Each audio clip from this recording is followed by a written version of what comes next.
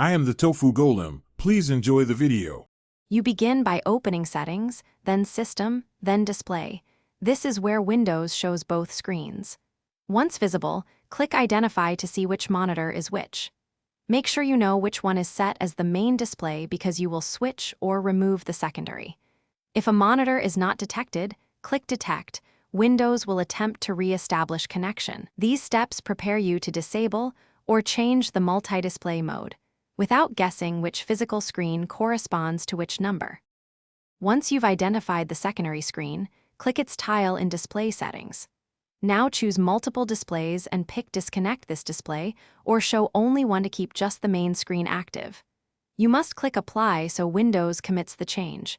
A confirmation dialog appears and you have 15 seconds to confirm or it will revert.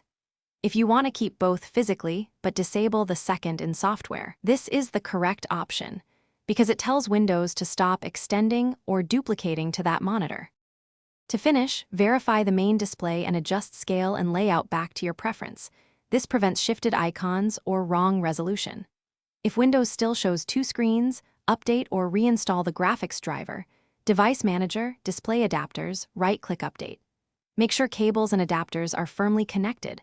Faulty HDMI/DisplayPort adapters cause phantom displays.